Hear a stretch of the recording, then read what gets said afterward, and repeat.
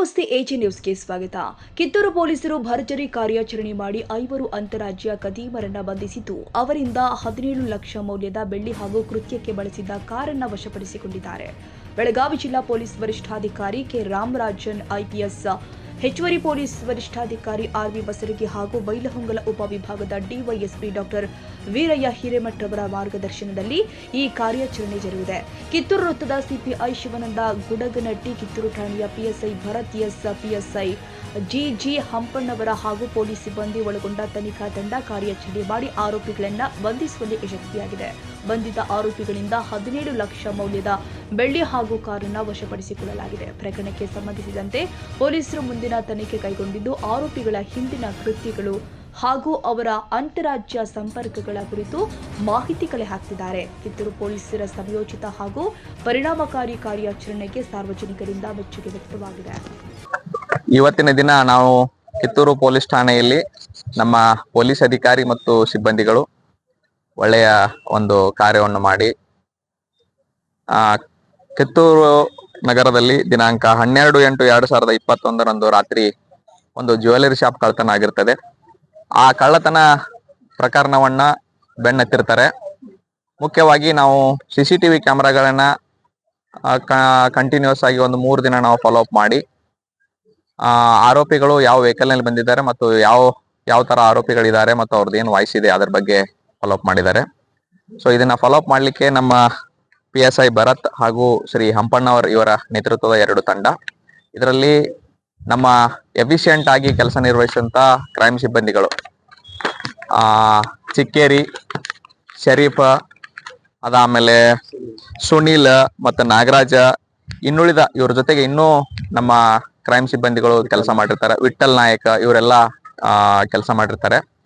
ಇವರ CCTVಗಳನ್ನ ಬೆನ್ನತ್ತಿದಾಗ ಈ ಆರೋಪಿಗಳು ಕರ್ನಾಟಕದವರಲ್ಲ, ಇವರು ಹೊರಗಡೆ ಮುಖ್ಯವಾಗಿ ಗುಜರಾತ್ ಅಥವಾ ರಾಜಸ್ಥಾನದಿಂದ ಬಂದಿರಬಹುದು ಎಂಬ ಮಾಹಿತಿಯನ್ನು ಪಡೆದುಕೊಂಡು ಹಾಗೂ ಈ ಕೃತ್ಯಕ್ಕೆ ಬಳಸಿದಂತ ಕಾರು ಒಂದು I-20 ಇದ್ರ ಬಗ್ಗೆ ತಿಳಿದುಕೊಂಡು ಹಾಗೂ ಈ ಕಾರ್ ಗಾಡಿ ನಂಬರ್ನ ಪಡೆದುಕೊಂಡು ನಮ್ಮದೇ ಆದಂತ ವೈಜ್ಞಾನಿಕವಾಗಿ ನಮ್ಗೆ ಏನ್ ಇನ್ಫಾರ್ಮೇಶನ್ ಇತ್ತು ಹಾಗೂ ಮತ್ತು ಗುಜರಾತ್ ಮತ್ತು ರಾಜಸ್ಥಾನದಲ್ಲಿ ಇರತಕ್ಕಂತ ಪೊಲೀಸ್ ಅಧಿಕಾರಿಗಳ ಜೊತೆಗೆ ಸಮನ್ವಯ ಸಾಧಿಸಿ ಆರೋಪಿಗಳ ಬಗ್ಗೆ ಖಚಿತ ಮಾಹಿತಿಯನ್ನು ಪಡೆದುಕೊಂಡು 2 ತಂಡಗಳು ಭರತ್ ಅವರದು ಹಾಗೂ ಹಂಪಣ್ಣವರು ಇವರು 2 ತಂಡಗಳು ಗುಜರಾತ್ಗೆ ಹೋಗಿ ಗುಜರಾತ್ ನಲ್ಲಿ ಆರೋಪಿಗಳನ್ನ ವಶಕ್ಕೆ ಪಡೆದುಕೊಂಡು ಆರೋಪಿಗಳ ಜೊತೆಗೆ ಇದ್ದಂತ ಏನು ಈ ಪ್ರಕರಣದಲ್ಲಿ ಕಳ್ಳತನವಾದಂತ ಬೆಳ್ಳಿ ಆಭರಣಗಳನ್ನ ಕೂಡ ವಶಕ್ಕೆ ಪಡೆದುಕೊಂಡು ಮಾನ್ಯ ನ್ಯಾಯಾಲಯಕ್ಕೆ ಅವರನ್ನ ಹಾಜರುಪಡಿಸಿ ಮಾನ್ಯ ನ್ಯಾಯಾಲಯದ ಆದೇಶವನ್ನು ಪಡೆದುಕೊಂಡು ಎಲ್ಲ ಕೃತ್ಯಕ್ಕೆ ಬಳಸಿದಂತ ಕಾರನ್ನ ಹಾಗೂ ಕಳ್ಳತನವಾದಂತ ಮುದ್ದೆ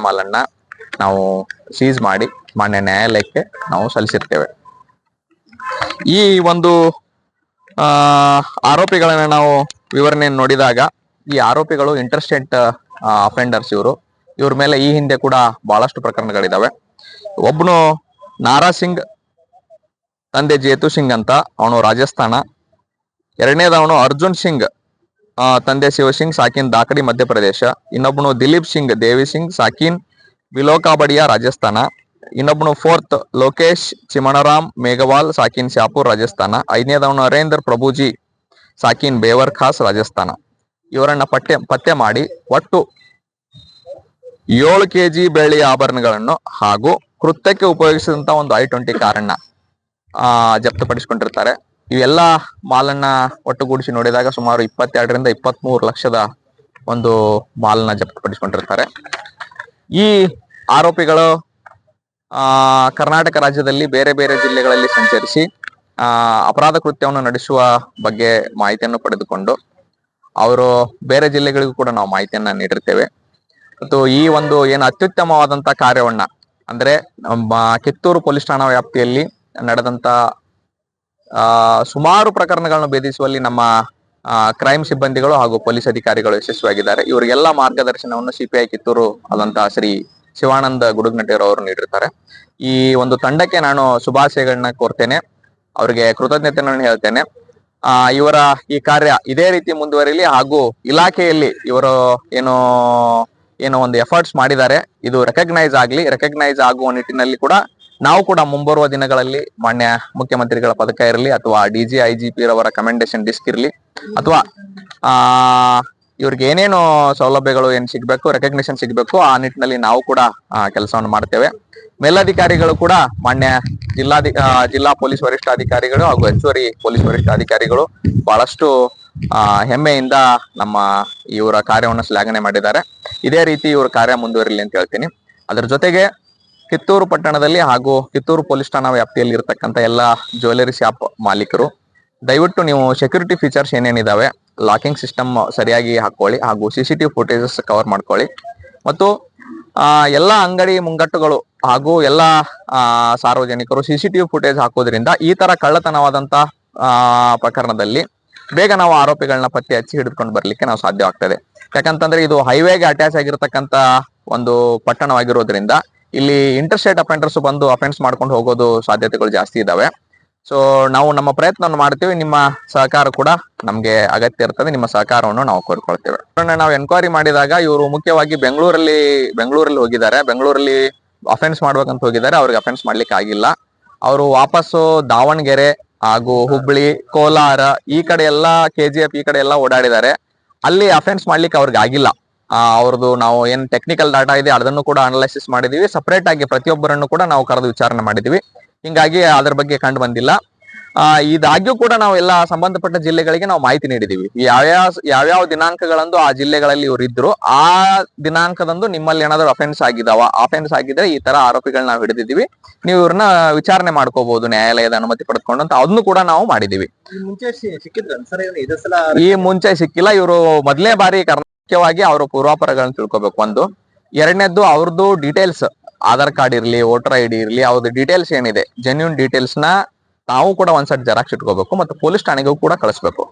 ಇದು ಪೊಲೀಸ್ ಠಾಣೆಗೆ ಕಳಿಸಿದಾಗ ಏನಾಗ್ತದೆ, ಮುಂದೊಂದ್ ದಿನ ಯಾವುದೋ ಅಫೆನ್ಸ್ ಆದ ಸಂದರ್ಭದಲ್ಲಿ ಆರೋಪಿಗಳನ್ನ ಪತ್ತೆ ಹಚ್ಚಲಿಕ್ಕೆ ಕೂಡ ಸಹಕಾರಿ ಆಗ್ತದೆ. ಆರೋಪಿಗಳನ್ನ ಪತ್ತೆ ಹಚ್ಚಿದ ನಂತರ ಮಾನ್ಯ ನ್ಯಾಯಾಲಯದ ಏನ್ ಪ್ರೊಸೆಸ್ ಇದಾವ, ಸಮನ್ಸ್ ಇದಾವ, ವಾರಂಟ್ ಇದಾವ, ಪ್ರೊಕ್ಲಮೇಷನ್ ಇದೆ, ಸಾಕ್ಷಿ ಹಾಜರಾಗಬೇಕಾಗತ್ತೆ. ಇಂತಹ ಸಂದರ್ಭದಲ್ಲಿ ಆರೋಪಿಯನ್ನ ಮಾನ್ಯ ನ್ಯಾಯಾಲಯದ ಪ್ರಕ್ರಿಯೆಗಳಿಗೆ ನಾವು ಒಳಪಡಿಸಬೇಕಾದ್ರೆ ಈ ಒಂದು ಡಾಕ್ಯುಮೆಂಟೇಶನ್ ನಮಗೆ ಸಹಕಾರಿ ಆಗ್ತದೆ. ಆದ್ದರಿಂದ ಈ ಡಾಬಾಗಳಲ್ಲಿ ಕೆಲಸ ಮಾಡಿಸ್ತಿರ್ಬೋದು, ಯಾರೇ ಇರ್ಲಿ, ನಿಮ್ದು ಕೂಡ ಜವಾಬ್ದಾರಿ ಆಗಿರ್ತದೆ. ಅದು ಸಾರ್ವಜನಿಕರದ್ದು ಕೂಡ ಜವಾಬ್ದಾರಿ ಆಗಿರುತ್ತೆ. ಬರೀ ಬಿಸ್ನೆಸ್ ಒಂದೇ ಅಲ್ಲ, ಇದೊಂಥರ ಇಂಟರ್ನಲ್ ಸೆಕ್ಯೂರಿಟಿ ಅಥವಾ ಕ್ರೈಮ್ ಪ್ರಿವೆನ್ಷನ್ ಸಲುವಾಗಿ ಅವ್ರದ್ದು ಡೀಟೇಲ್ಸ್ ನ ಕೊಡೋದು ನಿಮ್ದು ಕೂಡ ಜವಾಬ್ದಾರಿ ಆಗಿರ್ತದೆ. ದಯವಿಟ್ಟು ಅದನ್ನ ಫಾಲೋ ಮಾಡ್ಬೇಕು. ಸೊ ಅದು ಕಾಕತಾಳೀಯ. ಇದು ಇವ್ರ ಬಗ್ಗೆನೇ ಯಾರು ಗೊತ್ತಿಲ್ಲ ಅವ್ರಿಗೆ. ನಾವು ಅದನ್ನು ಕೂಡ ವೆರಿಫೈ ಮಾಡಿದ್ವಿ. ಇದು 3ನೇ ಸಾರಿ ಇದು ಅಫೆನ್ಸ್ ಆಗ್ತಾ ಇರೋದು. ಈ ಹಿಂದೆ ಕೂಡ ಅಫೆನ್ಸ್ ಆದಾಗ ಆರೋಪಿಯನ್ನ ಪತ್ತೆ ಹಚ್ಚಿ ಮನೆ ನ್ಯಾಯಾಲಯಕ್ಕೆ ಅವರನ್ನ ಹಾಜರುಪಡಿಸಿದೀವಿ. ಅವರು ಅಫೆಂಡರ್ಸ್ ಬೇರೆ, ಇವರು ಅಫೆಂಡರ್ಸ್ ಬೇರೆ ಇದ್ದಾರೆ. ಇದು ಕಾಕತಾಳೀಯ ಆಗಿದೆ. ಆದ್ರೆ ಸೆಕ್ಯೂರಿಟಿ ಫೀಚರ್ಸ್ ನ ಇವರು ಸರಿಯಾಗಿ ಇನ್ನೂ ಉತ್ತಮ ರೀತಿಯಲ್ಲಿ ಇವರು ನಿರ್ವಹಿಸಿಕೊಂಡು ಹೋಗ್ಬೇಕಾಗ್ತದೆ.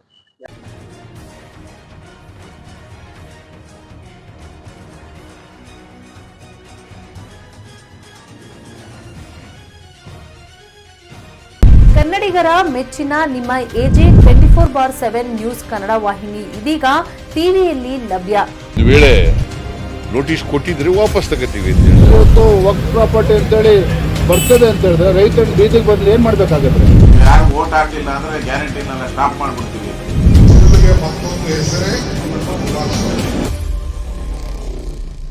ಕರ್ನಾಟಕ ಮತ್ತು ದೇಶ ವಿದೇಶ 360 ಡಿಗ್ರಿ ಸುದ್ದಿ ಹಾಗೂ ಉತ್ತರ ಕರ್ನಾಟಕ, ಬೆಳಗಾವಿ, ಬಾಗಲಕೋಟೆ, ಧಾರವಾಡ, ಹಾವೇರಿ, ಗದಗ, ಬಿಜಾಪುರ ಜಿಲ್ಲೆಯ ಕ್ಷಣ ಕ್ಷಣದ ವಿವರವನ್ನ ಪಡೆಯುವುದಕ್ಕೆ AJ 24/7 ನ್ಯೂಸ್ ಕನ್ನಡ ವಾಹಿನಿಯನ್ನ ಲೈಕ್ ಮಾಡಿ, ವಿಡಿಯೋಗಳನ್ನ ಶೇರ್ ಮಾಡಿ, ಕಮೆಂಟ್ ಮಾಡುವ ಮೂಲಕ ನಮ್ಮ ವಾಹಿನಿಗೆ ಸಹಕಾರ ನೀಡಿ ಮತ್ತು ಚಾನೆಲ್ ಅನ್ನ ಸಬ್ಸ್ಕ್ರೈಬ್ ಮಾಡಿ.